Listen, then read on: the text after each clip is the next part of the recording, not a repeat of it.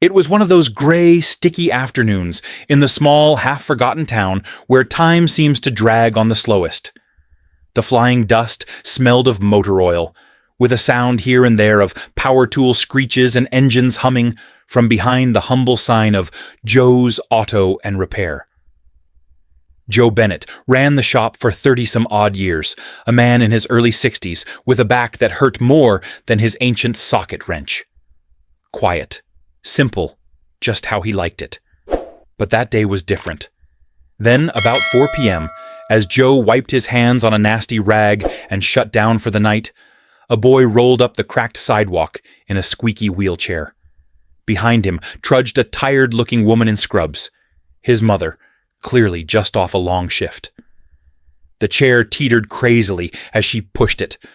One of the front wheels looked like it might pop off any second. "Excuse me?" the woman said uncertainly, and with a whisper-soft voice.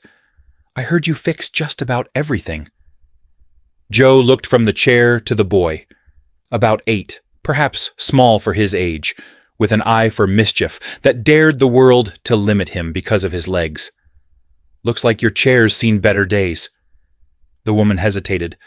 "I can't pay much. Maybe not anything today, I don't know. I don't want it falling apart and injuring him." Joe crouched down beside the wheelchair and stroked the tubing of the frame. "Don't worry about payments, I'll fix it." She blinked. "Are you sure?" He nodded.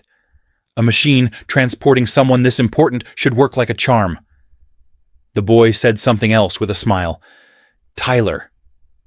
Joe worked far past closing time, reinforcing the axles, replacing the worn bearings, tightening every bolt. He even fitted in 2 small shock absorbers from an old mountain bike he had salvaged last year.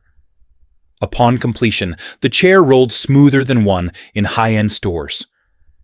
The mother insisted on thanking him again and again, but Joe simply shrugged.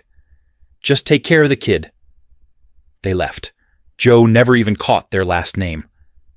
3 days later, while hiding under the rusted pickup and cursing the engine for its unwillingness to cooperate, Joe heard the impossible low, smooth roar above, a sound that did not have a truck or tractor on its list of possible sources.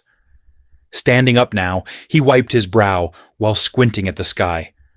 A sleek, white private jet was coming in for a landing. What in the hell? The jet touched down on the small strip just outside of town, normally a place for crop dusters, and years ago for a runaway hot air balloon. Within 10 minutes, 2 black SUVs arrived at Joe's shop, and the doors clicked open with military precision. Out stepped a man in a fresh suit, flanked by 2 others. "Are you Joe Bennett?" he asked. Joe stood taller. "Depends on who's asking." "I'm with the Kessler Foundation. Mr. Kessler would like to speak to you." Joe frowned. "Who?" But the man was already gesturing in the direction of the road. "It's about the boy, Tyler." Hesitant and intrigued, Joe followed him. There sat a slightly balding man in his 50s, with a neat build and a stern disposition, his steely gaze holding the upper hand behind expensive glasses. He alighted from the rear seat, thin smile ready. "You repaired my grandson's wheelchair." Joe blinked. "Tyler's your grandson?" "Yes. My daughter didn't tell you who she was. She prefers to keep our name quiet, especially around people who treat her like she's anyone else. You didn't ask for money. That stands out."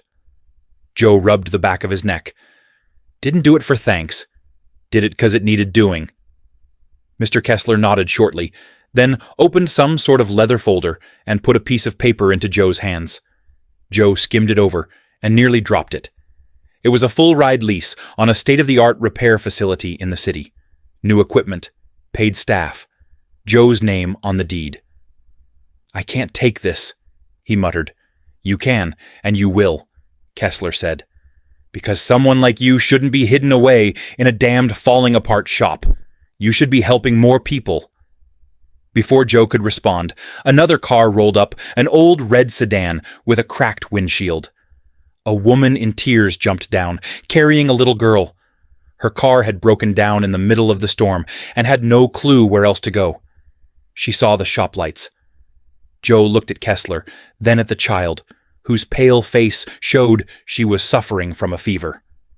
Without saying a word, he rushed toward the car. That's how it started. Word spread, albeit not in the usual way. No grand gestures, just whispers. Those who needed assistance but had nowhere to go started showing up. Among them was a guy with a broken prosthetic leg, and an acquaintance whose old van was the only thing standing between her and losing her job. All got fixed by Joe. For every person he helped, something weird happened. A piece of an apparatus turned up, a shipment of tools came in, an anonymous deposit appeared in his bank account. Someone was watching, but not just watching, investing. So one night, Joe got a letter addressed anonymously with just the message, "You gave without asking. Now, we give back without expectation." He sat in his now modern office, staring at that note for a long time. But bigger frights awaited him in 2 months. He received an invitation, not very enthusiastically, to an address out in the hills just beyond the city. The vague terms included, "Come along and bring your hands." What the hell could that mean?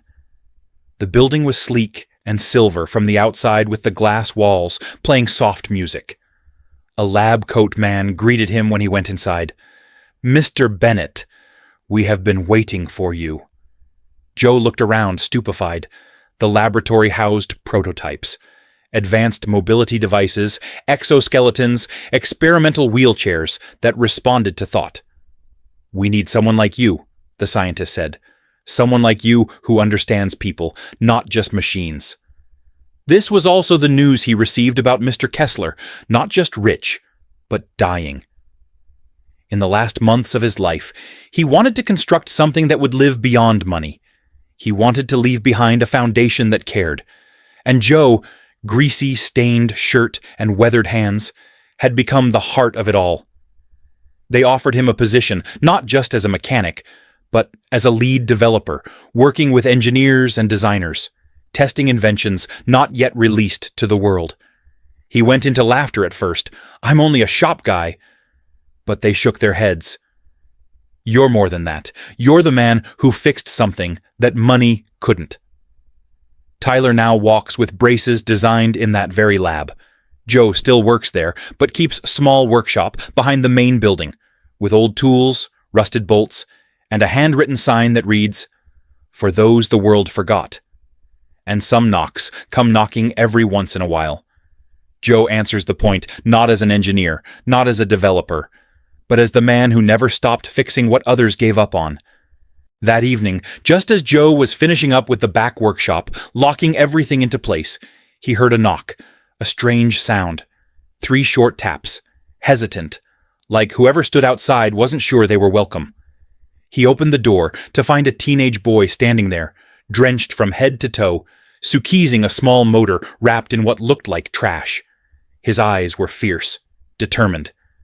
They said, "You might be able to help. I'm building something for my sister. She can't move her arms. Doctors gave up. But I have an idea."